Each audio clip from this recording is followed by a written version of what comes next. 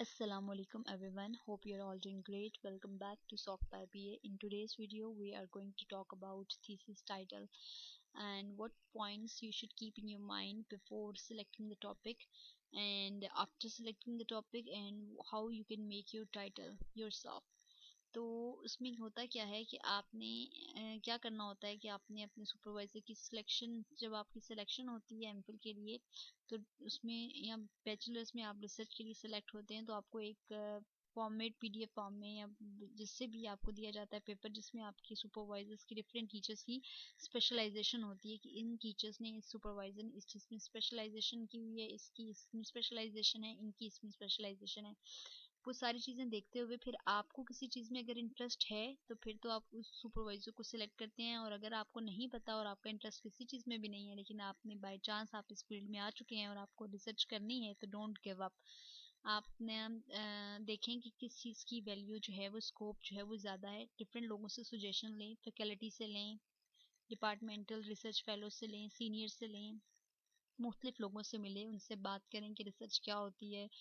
इसको कैसे परफॉर्म किया जाता है इसकी वैल्यू क्या होती है लेकिन उनसे अपना होपलेस नहीं हो अगर कुछ लोग आपको वैसे मिसगाइड कर रहे हैं या फिर आपको कह रहे हैं जी बहुत टफ है या it's not easy it's just boring it's not valuable तो ये सब बकवास है लेकिन आप जो है इस पे और करें डिफरेंट सजेशंस लें कुछ लोगों की जो फजूल बातें कर रहे हैं मिसगाइड कर रहे हैं उनकी एक कान से सुने दूसरे कान से निकाल दें और जो लोग आपको गाइडेंस दे रहे हैं तो उनकी एक कान से सुने और दूसरे कान के को बंद कर दें ताकि आपके दिमाग में सेफ रहें वेल आपने सबसे पहले देखना होता है कि अपना टॉपिक सिलेक्ट कैसे करना है इसको सिलेक्शन के लिए एक तो आप अपनी यूनिवर्सिटी जिसमें आप पढ़ रहे हैं उसका देखें कि उसके अंदर आपके बाकी स्टूडेंट्स ने किस चीज़ पे रिसर्च की हुई है अगर तो किसी ने हटके की हुई है या आप हटके करना चाहते हैं तो आप अपने रिसोर्सेज देखें कि आपके रिसोर्सेज क्या क्या हैं कि आप यूनिवर्सिटी से बाहर अगर आपको विजिट करना पड़ जाए या वेट करना पड़ जाए या मनी इन्वेस्ट करनी पड़ जाए अपनी रिसर्च में खुद से तो आप कर सकते हैं अगर आप ये सारी चीज़ें कर सकते हैं तो फिर आप अपना टॉपिक अपने केमिकल्स खुद से बाय करने पड़े आपको फॉरेन से मंगवाने पड़े कई दफ़ा तो आप ये सारी चीज़ें कर सकते हैं तो फिर आप कोई टॉपिक अलहदा से चूज़ करें अगर आप ये चीज़ें इसमें से कोई एक भी चीज़ नहीं कर सकते तो जो स्टूडेंट ने प्रीवियस फेलोज ने आपकी रिसर्च की हुई होती है उनकी थीसिस को पकड़ें उनके थीसिस को पढ़ें उनमें मेन चीज़ें आपने टाइटल में देखा होगा क्रॉप होती है उनके कोई स्ट्रेस जो दिया होता है वो होती है उसके अलावा वो नैनो पार्टिकल्स पे काम कर रहे हैं या सर्वे कर रहे हैं यानी कि डिफरेंट अपनी सिटी का सर्वे कर रहे हैं कुछ जगह पर प्लांट की कलेक्शन देख रहे हैं कौन कौन से प्लांट्स हैं उनके क्या यूजेस हैं उनकी क्या बेनिफिट्स हैं या उनकी स्पीशीज कौन सी हैं जेनरास कौन से हैं ये सारी चीज़ें इंक्लूडेड होती हैं सर्वे के अंदर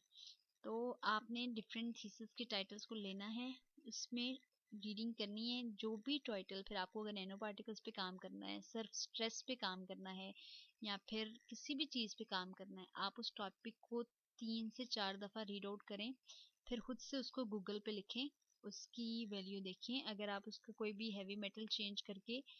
और उस लिहाज से पेपर सर्च करें और उस पे कहें जी मैं इस पे काम करना चाहता हूँ और वरना वो आप एटलीस्ट अपने सुपरवाइजर को लिख के दें उसमें वो थोड़ी सी अमेंडमेंट्स करेंगे जो चेंजेस मॉडिफिकेशंस करेंगे उस लिहाज से फिर आप अपना काम स्टार्ट कर सकते हैं ये एक छोटा सा इंट्रो है जो आपको हेल्पफुल कर सकता है कि आप अपना टाइटल कैसे लिख सकते हैं hope it would be helpful for you and we will be back in another video thank you for watching और जी बस यही अल्लाह हाफिज़